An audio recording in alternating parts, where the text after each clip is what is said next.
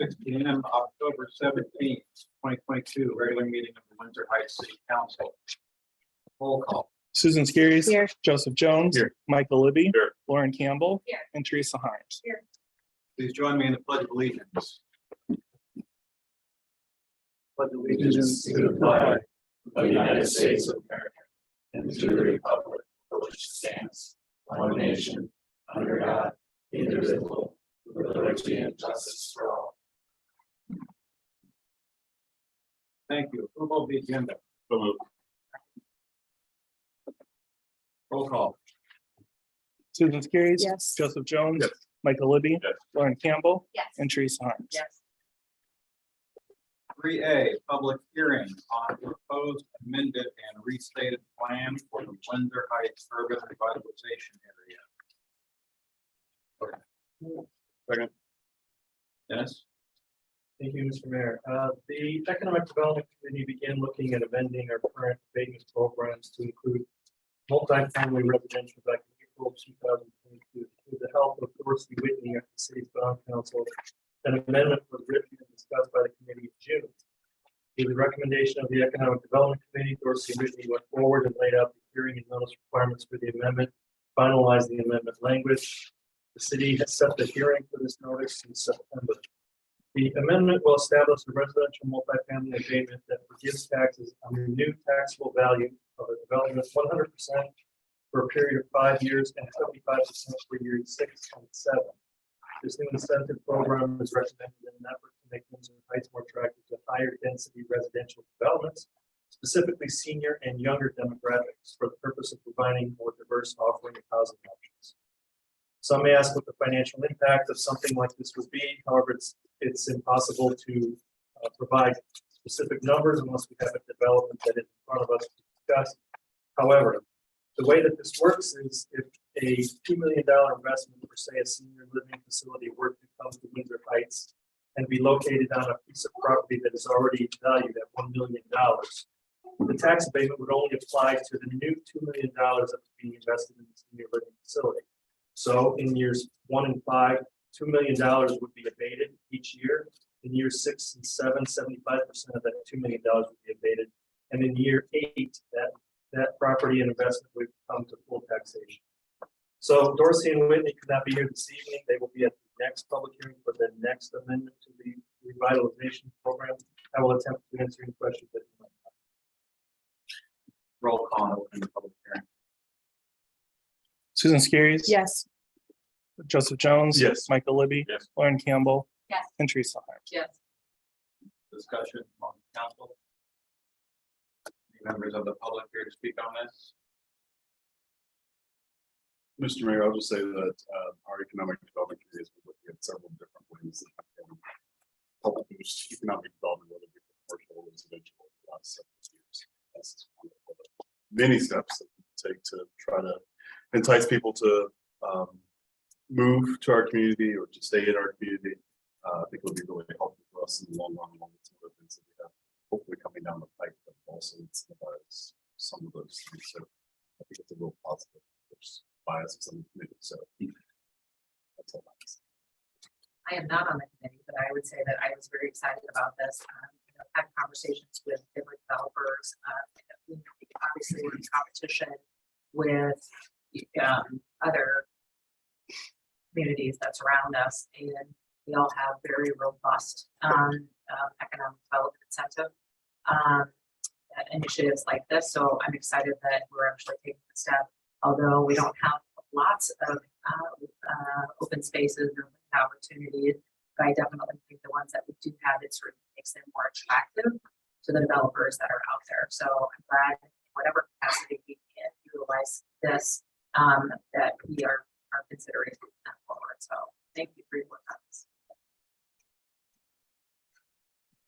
Further discussion on council? Motion to close the public. So second. Oh, there's. Okay. Yeah. My name is Bob Bishop. I live at 168 64th Street. I've been a homeowner here in this house for 30 years. I've actually been in this house since before I had the college. That was a watershed down. So I've watched over the years with great interest and participated in some. I want to commend the council for bringing it forward. I also want to thank everyone on the council, commend them for the changes that have taken place. To the point now where we have comprehensive plans and we have a cohesive government, and you could see it change. As it pertains to this plan, I just want to give the council feedback. I have a couple of questions on this. You know, as this summer, you know, this over there, I got $5 million development. We have 25 years ago started. Lost all that through the last thing.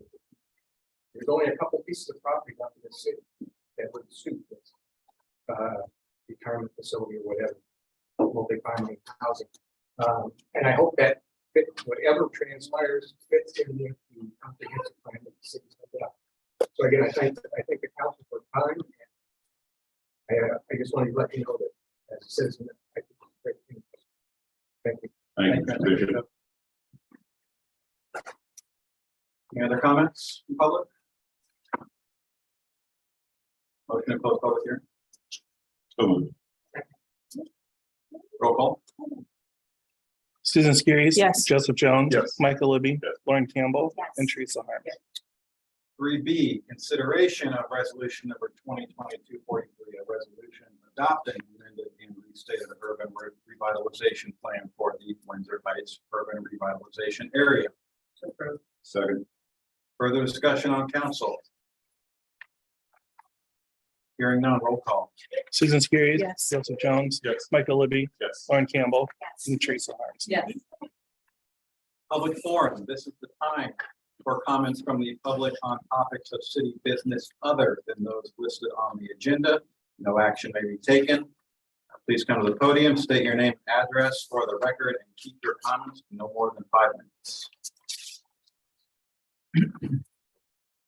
Good evening, my name is Jody, J-O-D-I, Stanfield, and I live at 6528 Colby Avenue. So last Thursday,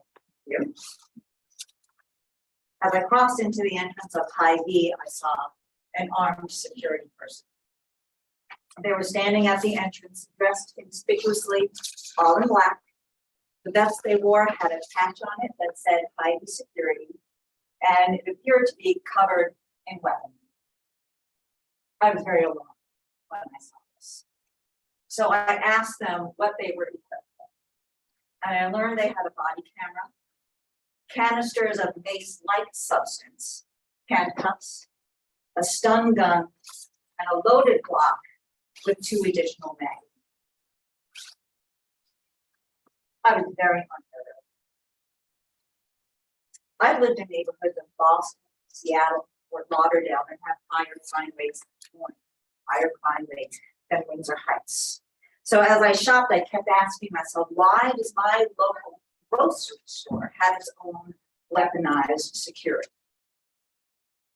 Many of my friends and neighbors are employed by Hy-Vee. 2 months ago, our son wrapped up the year. Today, I had the opportunity to express my unhappiness with the Hy-Vee store manager, and they received my input well and cited incidents of random shootings in grocery stores in other cities. I'm not indifferent to gun violence. As parents of a Roosevelt High School student, we were so grateful that our son was not at the prom party where multiple shots were fired. Many of our friends, however, did have children at that party. And I want to be careful not to diminish the experience of those who were shot when I say that there is also collateral emotional trauma to those who witnessed this event. My personal opinion is that I don't believe a person who has a mind to walk into a grocery store and fire a weapon is going to be deterred by a rational fear of being fired upon themselves. I don't know if Hy-Vee is in dialogue with local law enforcement about security or what to do in an emergency situation. Nor am I aware that crime in Windsor Heights has risen to levels beyond what our police department can respond to.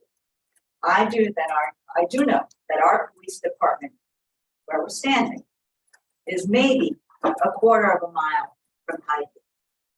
So why?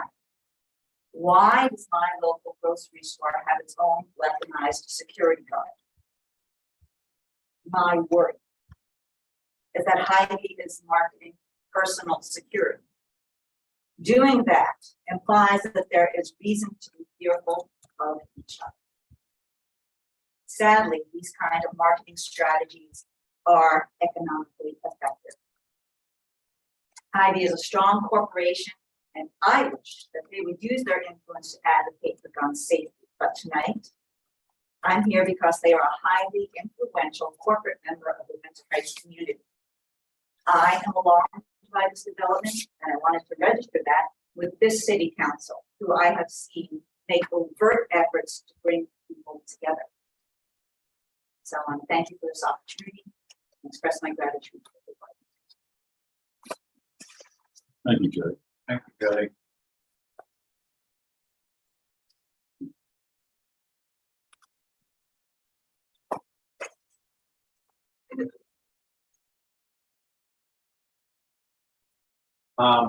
Ms. Stanfield, we will follow up. This been brought to my attention recently. I don't know if Lauren actually brought it to my attention, so I will be reaching out to Hy-Vee. We will have a discussion if we need to at council. Thank you so About what steps should be taken. Great. Mr. Mayor, also, the same incident was brought to my attention by my bride, who was also unnerved by what she saw. So I hear you. Thank you. 5, consent agenda, motion. Roll call. Susan Skiris. Yes. Joseph Jones. Yes. Michael Libby. Yes. Lauren Campbell. Yes. And Teresa Harms. 6A, new business. Consideration of police department fleet vehicle purchases to include upfitting and equipment at an estimated cost not to exceed $137,636.70. Motion. So moved. Chief Matusky. So back in March, council approved the FY22 patrol vehicle purchase. And if you recall that discussion at the time, I kind of highlighted the problem we're having that everybody's having the supply chain and getting vehicle equipment. One of the things I mentioned back then was that we went ahead and placed an order for 2 vehicles. Council approved one and come back for the FY23 fleet vehicle simply because of the supply chain for working. Vehicles. We received an email from Ford last Monday morning saying that due to supply chain issues, they had canceled our 2022 orders, both of them. And this is further complicated by the fact that the 2023 ordering, the specific ordering for fleet vehicles, the 2023 ordering are all closed. So not only did we cancel our 2022 orders, the ordering is already closed out as well. The dealership, Stivers Ford, said that they went ahead and tried to place the replacement orders, so we don't have any confirmation whether they went through or not, or what they would go through. As you recall, these vehicles were replacing 2 vehicles with over 100,000 miles on it, so it was not practical in my mind to sit and wait to find out whether they were built or not, potentially another year out. The price does go up between 2022 and 2023, of course. Ford's price increase was $8,600 some dollars per vehicle. And knowing that, I'm sure that price is going to go up even more in 2024 if we're to be lucky enough to get our cars in that year. And so with that information, myself and my command staff started reaching out to dealers throughout the state of Iowa to see if anybody had cars or could get cars. Charles gave us 4 polls that they had 12 vehicles that were ordered from the departments that were canceled. They were not sure what they were going to do to overcome that. No other dealerships in the state could get cars, and most of them replied with good luck. So that led me to start looking beyond Iowa and touch base with Olathe Ford in Olathe, Kansas, which is Kansas City metro area. Olathe Ford used to have state of Kansas contract for this vehicle. they still have it. And in talking with them, she said that she had about 500,000 cars on order, 2 of which were not sold, and we could have those. They're $7,992 more than what we originally approved in March for the one vehicle, but that's still $660 cheaper than what it would be for the 2023s at the Steiger's price on the state contract. So I told her to put our names on those temporarily until I could get in front of council to discuss this. I reached out to legal about purchasing policy and everything, and we actually have 2 sections in our purchasing policy. One is inadequate competition, which states after solicitation of a number of sources, competition is determined inadequate. Meet that because we can't get any cars anywhere else. And then emergency exemption, which is number 4, the need is a result of events or circumstances not reasonably foreseeable. And legally agreed with both of those. So we're within the purchasing policy. We were fortunate enough that our upfitter, both Carl, who will do the upfitting of the emergency equipment, and Caltech, who holds the state contract for the video camera system, lighting on camera system that we have in the vehicles and our officers.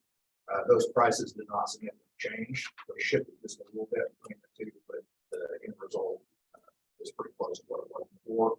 And so with this council action form, what we're asking is for council to approve the purchase of the 2 vehicles, the upfitting and equipment at the price of not to exceed $137,636.70. I would remind council that $60,000 plus of this was already approved in March and is actually FY22 ERP funding. The other would be the FY23 vehicle, so we still have a vehicle FY24 potentially that we are going to mitigate and try to figure out what to do with that in the next fiscal year. But the money is in the ERP. With Rochelle, and she said that extra almost $16,000 is there and not a problem as far as funding. So with that, I would ask that we approve the recommendation, and basically that ups the March number by $7,992, provides for the FY23 vehicle. Both vehicles will be marked patrol units, both will be on the road, and again, they're replacing vehicles with over 100,000 miles. Comments, discussion amongst council, questions for Chief McCluskey? I really appreciate the creative problem solving that with this and fight the situation with the miles. And I remember you saying that hours on the vehicle also matter just as much as that miles. So thank you for getting creative so that we don't have to wait until 2024 meeting for everything. Thank you. It was a long day. At this juncture, I just don't know that it's going to get any 0 to 5 supply. So I probably. Further discussion, comments from council? Hearing none, roll call. Susan Skiris. Yes. Joseph Jones. Yes. Michael Libby. Yes. Lauren Campbell. Yes. And Teresa Harms. Yes. 6B, consideration of scope of work from Bolton and Mink for topographic survey and soil borings for the Colby Park project. Motion. Second. Dennis or Justin? Well, thank you, Mr. Mayor. Typically, this type of service would be included as part of an overall design project. However, since we are still in the public input, the ending of the public input phase for the park master plan and the park infrastructure projects for this year, approval of this contract will allow Bolton to continue working for the final design without needing to know the final project attributes such as sidewalk and utility locations. A design contract proposal will be presented to the council after public input is concluded in November, we anticipate. However, this not to exceed contract for $17,500 will allow the topographic survey and geotechnical work to continue unabated. Justin, do you have anything to add to that, or are there any questions of the council? No, really, just like I said, the next, since there's an extra Monday in this month, kind of pushes it out a week, so we were able to. I think we already gonna do before. So doesn't matter what phasing or how it looks, it's all getting surveyed. So, keep it going, I guess. Comments, discussion, council? Questions? Dennis?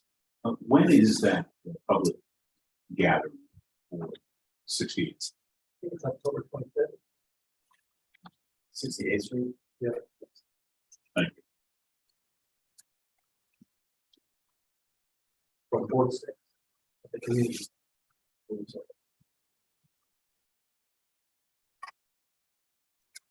Well, hearing nothing further from council, roll call.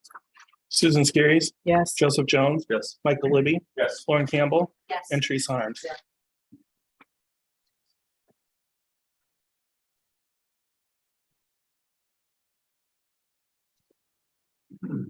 Six C, Beggars Night is coming. 1938. This item was added at the request of the president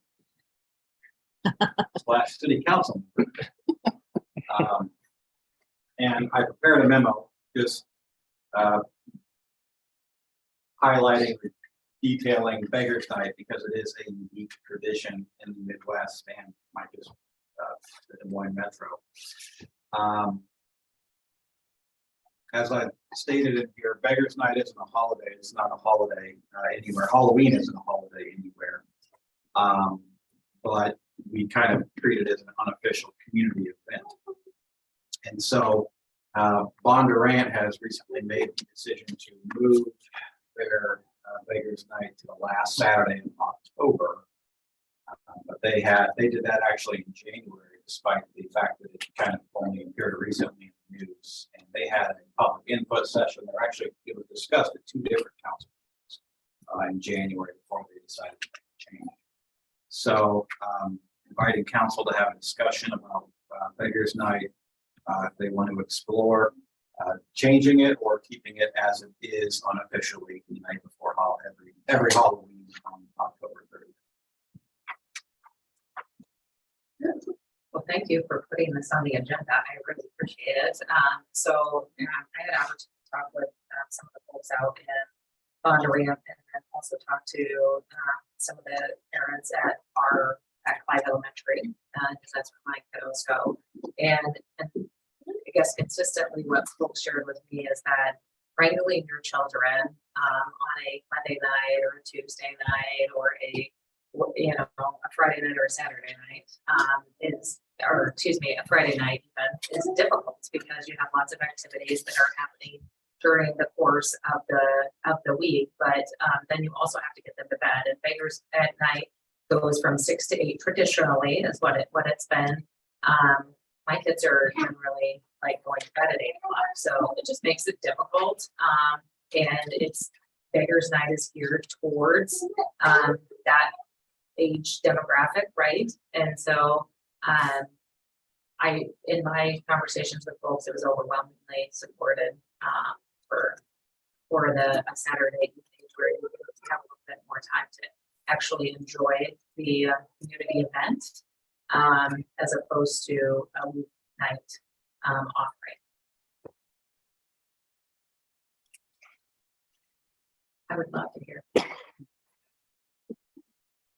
I think it's a good idea. I just don't know if it's too late in the scheme of things for people planning.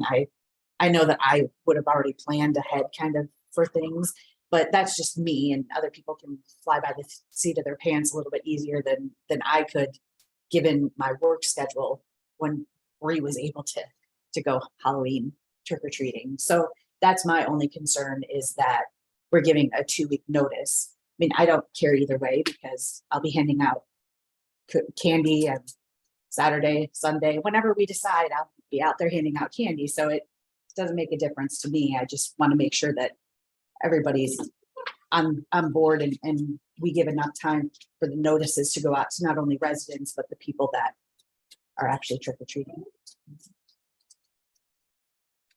Joseph, Michael?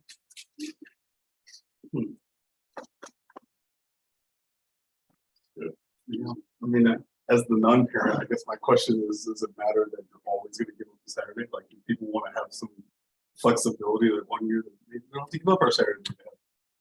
We No? can go to an adult party. Right. I don't know. I mean, That happens. All right, fine. Yeah, that's true. I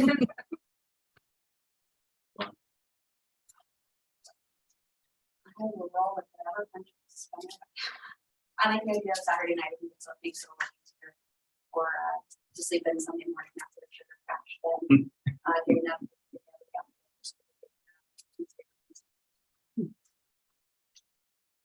Myself included. And I have bunches of candy.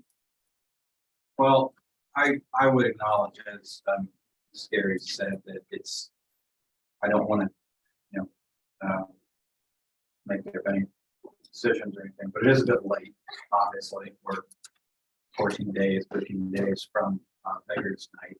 So I would propose that we do similar thing that Bondurant did, get some community input and make the change for next year. That would be my thought. Council disagrees.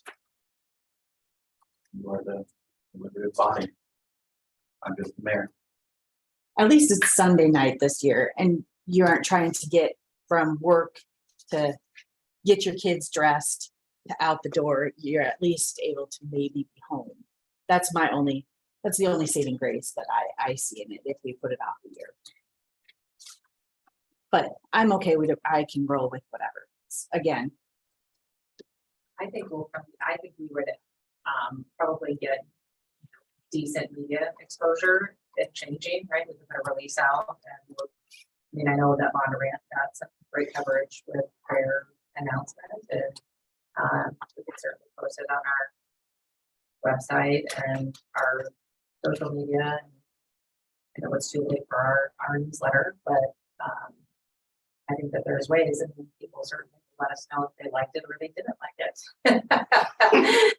I have a feeling that we'll get a community survey done real quick. And so I would propose we do it and alert the schools and just like we do for other events, and most events, generally people know it's a 2-week, you get an invitation to a birthday party 2 weeks before. At least my kids do. So it'd be one day. This year it'd be one day different. So I would propose changes. I would like to make a motion. I'll second.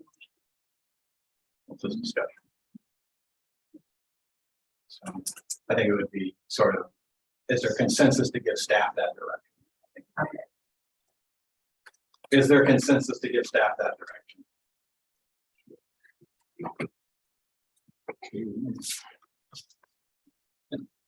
I'm not gonna rock the boat. I mean, All right. What Let's just make sure we're on legal ground here, that if the council's deliberating and making a decision and voting on something that was not required, notified. Well, it is just a consensus.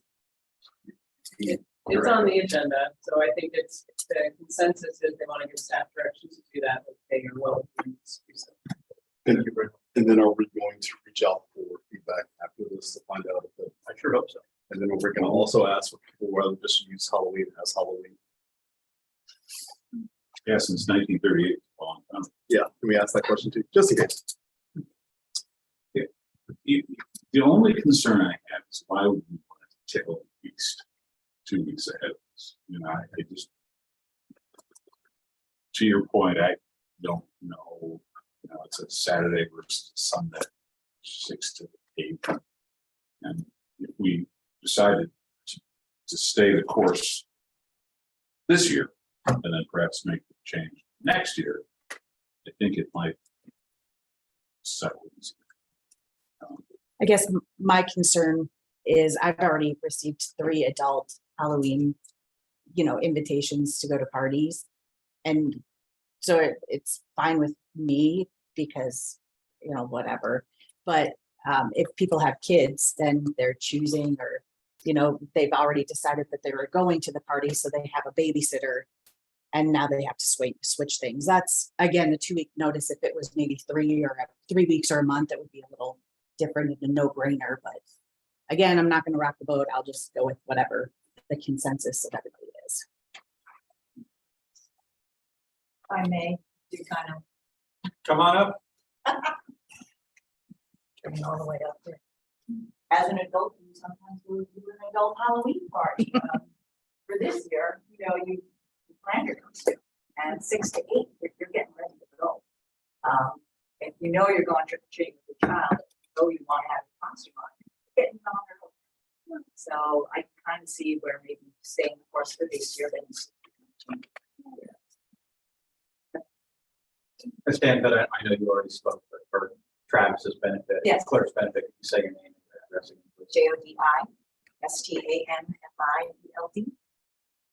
6528. The last Out one. of town. Thank you.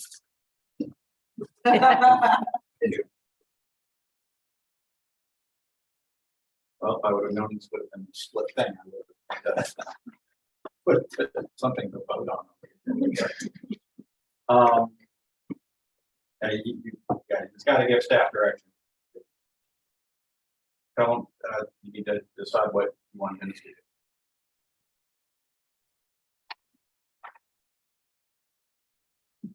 My sense for my colleagues is that we don't have a strong push behind the changes to it. Some do. We do.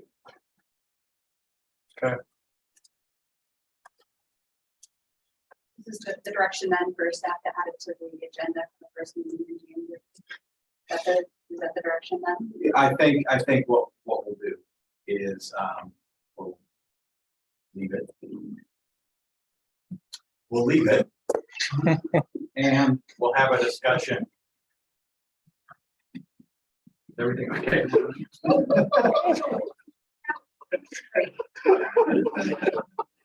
You think you're nice. We'll have a discussion. January, we'll gather some public input and we'll have revisit things to decide what to do next August. Okay. And the Pope. Yeah. All right.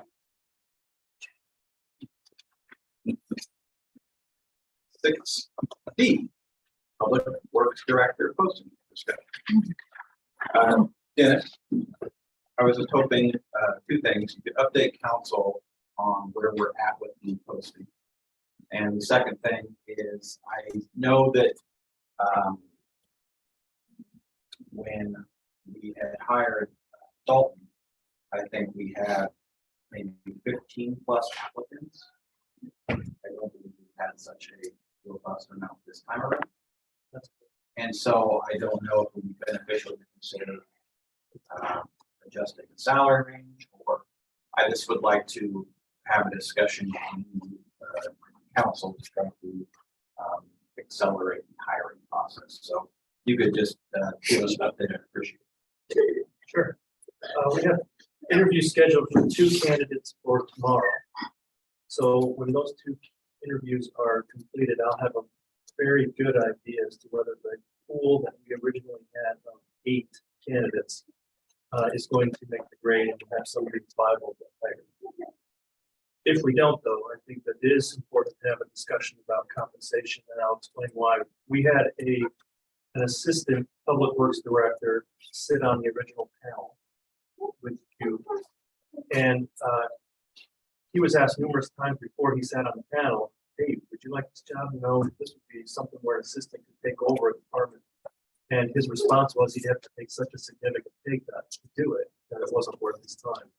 And so I take that to heart. And when I looked around at the other assistants in various positions, Department of Public Works, but also in public safety and fire departments, the assistants are typically getting paid much more than even a director. So that makes it difficult to attract somebody that wants to take that next step in terms of leadership and management. So it would be a good discussion to have after tomorrow, I think. So maybe to continue this discussion on November 7th. And I can, even if council's interested, try to collect some information and data on compensation so that you can have it in front of you and see what the neighboring communities, where you think you might be drawing from, what position. Any other comments, discussion? If we do change this pool, I just feel as if maybe we should have had somebody from the Public Works Committee on, you know, the hiring, because I honestly don't even know who was on it. From the sound of it, I thought it was a group of like 5 or 6 people, and maybe now it's not that big anymore. So I just want somebody, and we have some great people on, some great residents on the Public Works Committee that have a lot of experience. So it doesn't have to be Mr. Libby or myself that are on this panel. I just think it would be nice to have a resident view as well. Councilmember Scares, I totally agree with you. I think that's perfectly fine. The interview panel, however, is not going to have an impact on the ability to draw candidates. But I hear what you're saying. We made a note of that. The number one priority think now is to somehow make the position attractive to people that are working in the neighborhood. And the pay, I think, is number one. And anybody that comes and says, you know, it's Windsor Heights, you know, we've read the history of Windsor Heights and how that has occurred. It's easy to point to the last couple of years and point and say to them, that's not the Windsor Heights that is today. It's a complete change. It's a great place to work. So I'm not worried about that. So after the interviews tomorrow, we'll do the next step. You want to have the discussion, come back, have the discussion again. Yeah, I think I will make a report to the council through the Friday email, and let you know how the vote went. And if there is a viable candidate, I'll let you know that and see how things progress. However, we'll see how it works out. And then on Friday, I can make a recommendation to the council that we place this on the first meeting in November to discuss the posting itself before we repost it.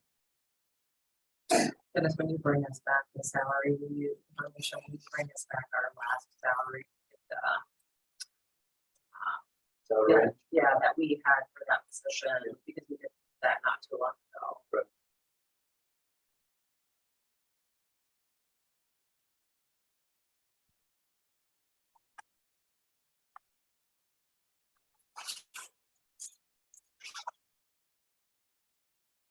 Further discussion?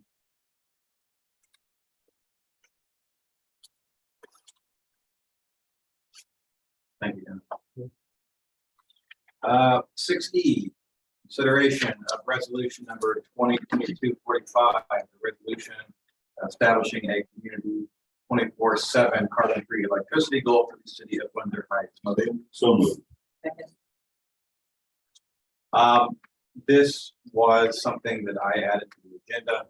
I have been speaking to a number of people since I was elected about what we can do essentially with climate crisis that we face. I put a great deal of information in the memo about what our issues are, what the specifically the state of Iowa faces, and the fact that, you know, Earth is warming. Warming is caused by human activity, primary activity being the burning of fossil fuels. And so I know that in the recent history, the city of Des Moines, more recently the city of Waterloo, have passed resolutions such as this. And it is a pledge, it is a goal that we are attempting to meet. I have laid out information within the memo. The resolution itself added some information in there. This resolution is very similar to the resolutions passed in Point as well as Waterloo. And I know a number of cities have also passed resolutions similar to this. This resolution was written in conjunction primarily by the Iowa Environmental Council. I had meetings with the Iowa Environmental Council. Dennis and I also sat down and spoke with them. And so I would ask council to consider it, discuss this, and pass this, as I believe that people could say that a city as small as Windsor Heights could not make a difference. I vehemently disagree with anyone who says that Windsor Heights cannot make a difference in the one metro. That is why I ran for mayor. So we can do our part, and we can inspire others to also do their part. So that's why I'm asking you to consider this. If there's any discussion or members of the public who want to speak on this, please come to the podium. Good evening. My name is Sunita Lindsay, and I'm an organizer with the Iowa Environmental Council. IEC is the state's largest and most comprehensive coalition of environmental support. We'd like to thank the mayor and the council for the consideration of a community-wide carbon-free resolution. The science is clear that fossil fuel emissions from power generation must be greatly reduced by 2030 to prevent worse climate outcomes. Climate change is a sizable challenge, and action is needed at all levels of government. This resolution shows how cities can do their part close to home to speed the transition away from fossil fuels while maximizing local benefits of clean energy. Windsor Heights would join Des Moines and Waterloo on a growing list of cities pursuing a 24/7 carbon-free approach in Iowa. Your example can inspire more Iowa communities to do the same, which will make the switch to 100% around-the-clock clean energy quicker and more affordable for all. Recent federal legislation will bring even more opportunities for city governments and local residents and businesses to be able to do their part in this effort by making homes and buildings more efficient, installing clean energy backup storage, and electrifying transportation. We commend you for considering this action and look forward to working with you and other cities that are leading on clean energy climate resilience. If you have any questions, I and my colleague, Bruce Webster, will be happy to respond. Thank you.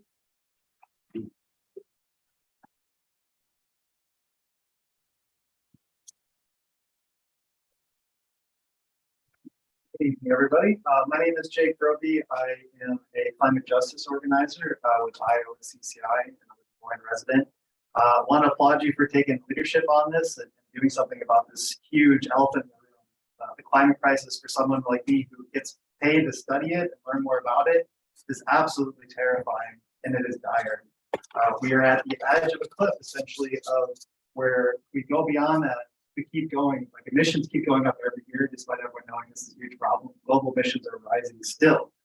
We are supposed to be cutting, in order to have a chance to like slow things down and get back to where we're at, we need to cut emissions 50% by 2030. And every year they're going up. So that's why I'm like really happy you are taking action because we actually do have a lot of power in the situation. Many people don't know, Mid-American Energy is actually the biggest carbon polluter in the state of Iowa, because they own one of the largest coal fleets in the country. And despite the wind energy, they've doubled down on holding on to those coal plants until 2050. We don't have time to wait.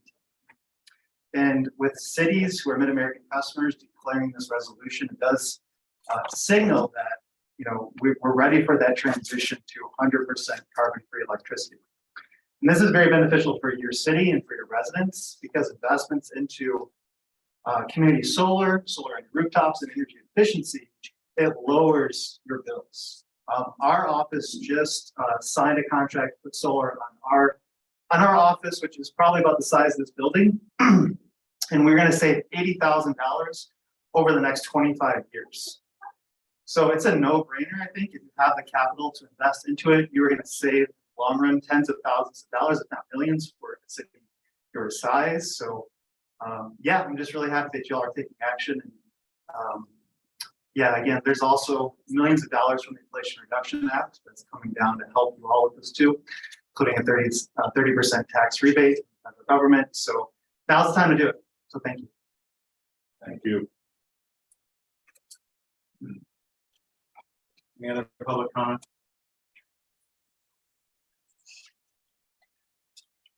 Travis, I know that there were some comments received.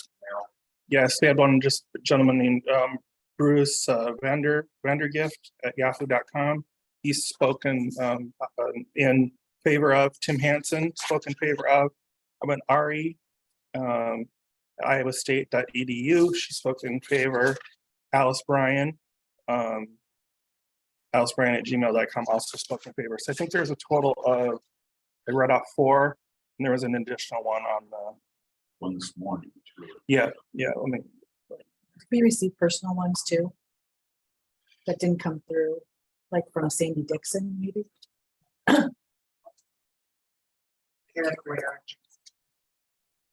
don't think I got that one. And there was one from just a Bruce Vander.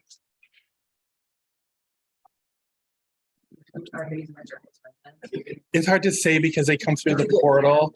I did just do a little bit of searching the Tim Hansen, I believe, as a resident. Just curious. But I'm not Is that- sure. Yeah.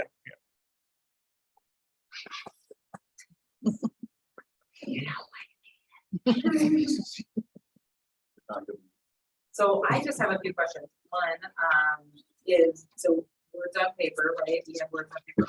But so talk to me about, Mike, what's your thoughts on strategy? How are we gonna communicate this? What are we gonna do to make sure, that when we pass this, that people understand what it stands for? You know, are we gonna change our purchasing policy? What is your vision and plan for implementing that strategy to embrace this and at the end of the day, make impact? Well, I think we can publicize this. We pass it. That's the first thing. I think that there was a big press. It's very important that we make it known that we are taking this position on things. But as far as what are actual tangible steps to be taken, purchasing policy, as the final sentence there actually kind of gives you tangible steps to take to achieve this goal. Transitioning our vehicles, our fleet to electric. You know, I think we are looking at hybrids now, but this would be a transition to electric. Working with the MPO, American Energy, to put charging stations on city property and private businesses as well. And then also having a discussion about what sort of incentives can be provided, not necessarily by us, but I think we could do a much better job from a city awareness standpoint on helping residents understand about what is available for solar, or how people can be more energy efficient. Mid-American themselves, offer the energy efficiency checkouts. So there are actual tangible steps. If you pass this, yes, those are all things that we are going to discuss and do. That being the purchasing policy, the direction is to the city manager. And this was the conversations that we had with the IEC and with Dennis about how we, what steps we actually take.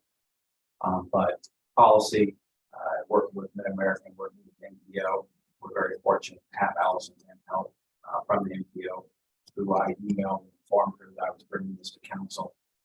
And she is obviously taking, I think she is, I don't think, is she in charge of the NPO's electric car strategy? I think, but we can speak to her about how we move forward with charging stations, and then what other things we can do on a communication standpoint to make residents aware of, these incentives are available to me to move towards solar. And also a general,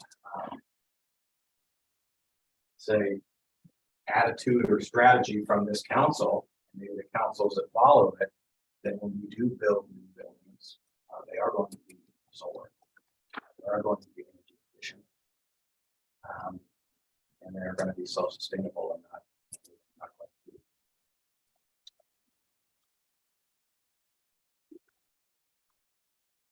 producing. That's mine.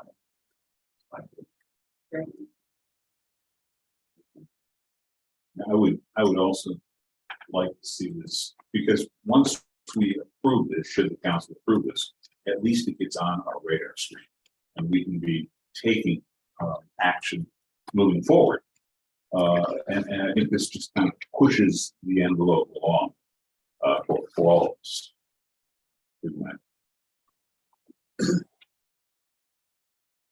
Other comments? Can't resist.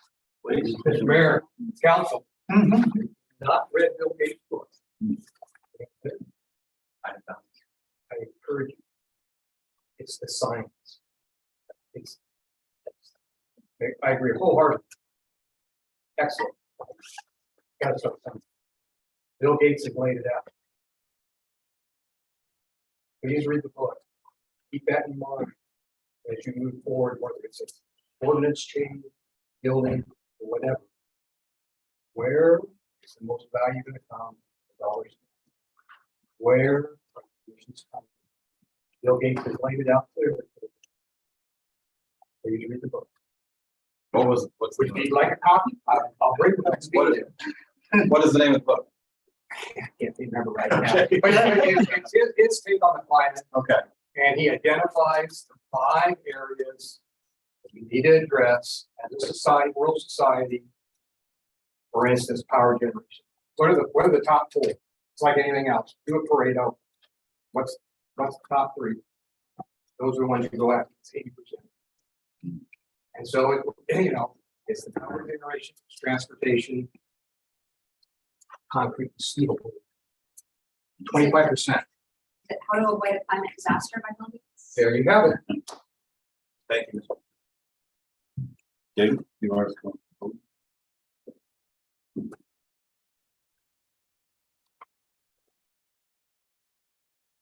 Ish, ISCH 6417 Del Metro Avenue, Windsor Heights. I'm assuming there will be encouragement for residents to switch to solar. And the disadvantage, I think, to many of the homes in Windsor Heights is that there is not sufficient coverage on the roofs to move the solar. That is true with the home that I've already had it laid out by an architect, and it was not sufficient. The only way to do it then is to move it to the backyard, which is a tremendous disadvantage to my property. Sense that it's been developed in the back, say, sanctuary with trees and pool and all of that. So I think there are limited opportunities for that in terms of heights to move. So Thank you. The disadvantage of having 2. And it certainly just depends where, because I've had my own assessed too, and I'm looking forward to hopefully might getting on by the end of the year, but my solar panels, but it all depends as which way does your roof face and how, if there's how many trees and how, they touch your roof, and there's all of these things that I've learned a ton about, so I'm excited, but I have like really great coverage, like only trees in the way, but I think that there's some, I guess what I want to comment on this is if we're going to do this, and I do support this, is that I want us to, I don't want to say put our money where our, put our actions to, make sure we're committed to this then. And or just a press release that says that we're going to do this, but let's make sure our residents know and not just a line in the newsletter. So maybe we can have an article that talks about this, and then we could have been talking about the solar program, Polk County, whatever. Those are some, I think, some missed opportunities for us. There could be some opportunities to further that, and I know there's other communities that have looked at Mr. Ish's comments. Do we have a location out in the far lands of Colby Park without any tree coverage that you do a community solar option? So just throwing out ideas for future consideration. Any other comments, discussion?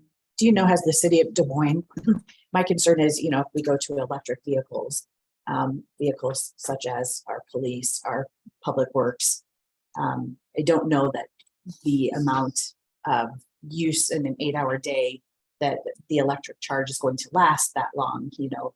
Are we looking at doing all of this, switching everything over to electric, or are we trying to do what makes sense in our purchasing policies, but you know, to do the best that we can to switch to electric, but still make sure that we have. Yeah, I think we obviously have to be pragmatic. And this is a goal, and we're not going to, you know, suddenly say all electrifying. I think Los Angeles just purchased one at the right cost of $1 million or something like that. But it has to be pragmatic, yes. And we're obviously, if we do have that discussion, when we have that discussion, it's going to be, you know, what are the realistic, how do we realistically adjust this policy? So if we're talking about electric police vehicles, can they last a full shift?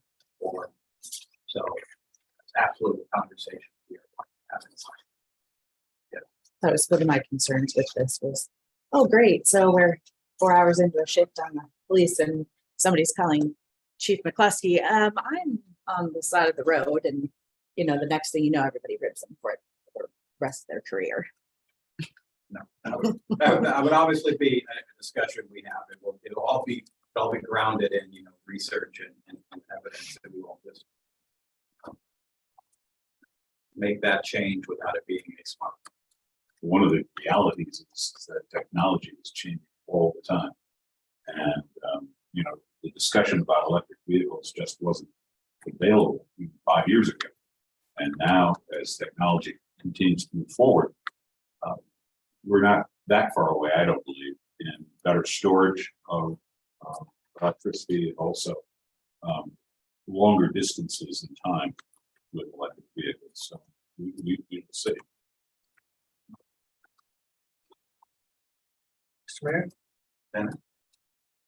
I'm very proud to say that I bought a Prius to be used by the police department a few years back in another community I worked in, and the police officers loved it because it was so stealthy they could sneak up on anybody at any time. But it was a little cramped inside the vehicle, so it proved to be more of a labor than a love for the vehicle itself. But in the name of practicality and pragmatism, which is what I'm all about, you cannot solve a crisis like this overnight. And if we all try to think of the ways that it's not going to work today, we're going to be paralyzed into inaction because we don't want to take the giant step when really we need to just start taking small steps. So I would throw out 2 suggestions for the council to consider after this evening, and that would be first, during your budget deliberations, to seriously consider hiring a consultant to do an energy assessment of all city facilities, including vehicles that are used in the public works department and the public safety department. I'm not saying that that consultant's going to say, here's what you should do, go do it, but at least you will have a starting point to identify where those changes could be made in our operations. So that's one thing. And that would provide a baseline, a pragmatic baseline of where we are today. But secondly, and this is going to be welcomed, I hope, by our 2 council members and the mayor who serve on the special events committee, we could launch a pretty cool campaign to focus in on Earth Day coming up this year to tie back to what the council is doing this evening. And so that would also probably be a budget issue too, but a volunteerism issue too. So thank you. When is Earth Day? Does anybody know Into that? April. Thank you.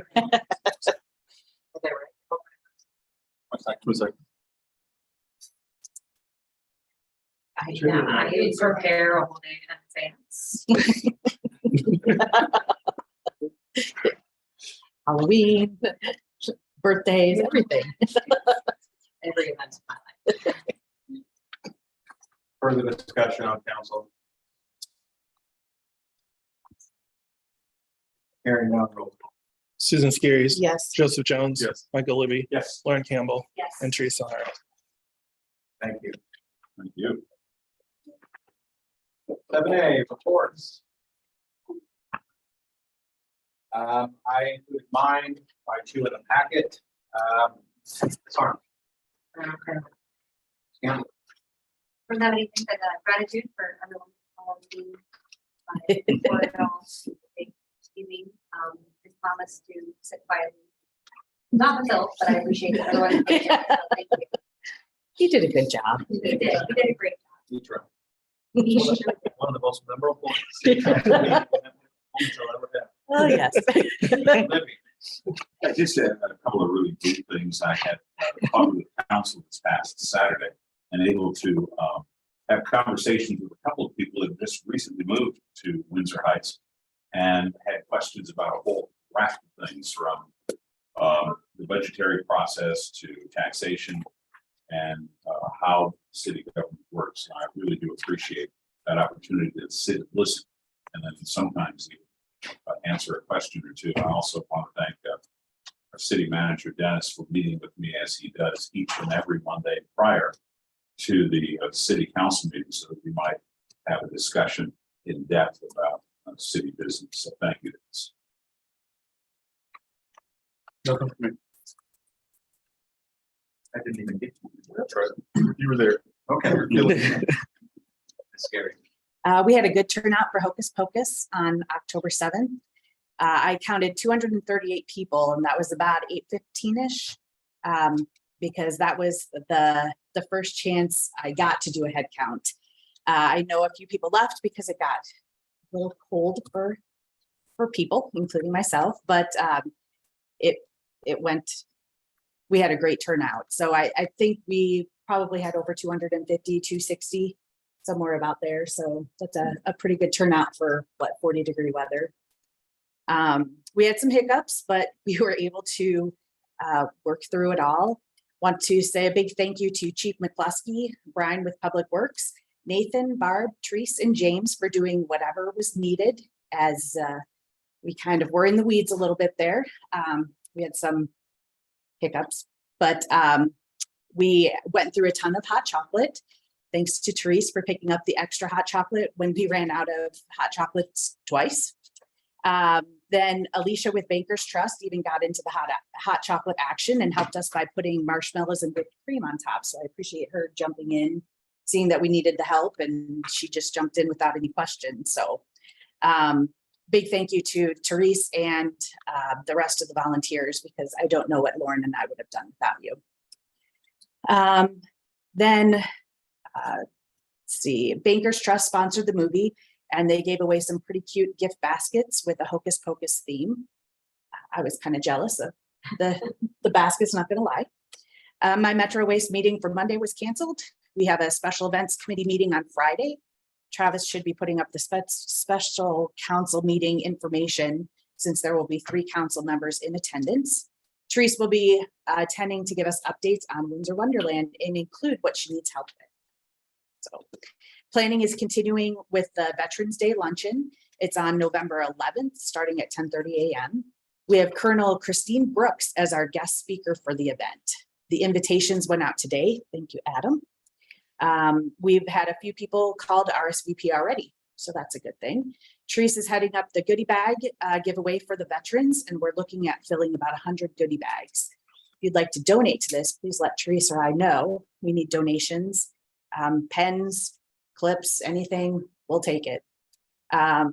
Then we are also doing a raffle and are looking for area businesses support. We'd like to be able to give away some gift cards to places in Windsor Heights and the surrounding communities during the event. So if you know another business that would be interested in donating, that would be great. I've heard back from Cole School and Mount Olive School. Both are going to participate via video for this event. And then Classic Kids is also involved in the planning of this event. And the kids will be making some fun creations for the veterans. I have no idea what they will come up with, but I'm sure it will be great, from 2-year-olds to 5-year-olds. Dennis? Nothing, Steve. Thank you. Item 8 is a closed session. So assuming we vote on this closed session, we will need the council or the chambers to be cleared. So closed session, city council will convene into closed session pursuant to Iowa 21.5 sub I to evaluate the competency of an individual, whose appointment, hiring, performance, or discharge is being considered when necessary to prevent needless or irreparable injury to that individual's reputation, and that individual requests a closed session. Motion, Second. roll call. Susan Skiris. Yes. Joseph Jones, Yes. Michael Libby, Yes. Lauren Campbell, Yes. and Teresa Harms. Yes. Thanks for that clear. You're welcome.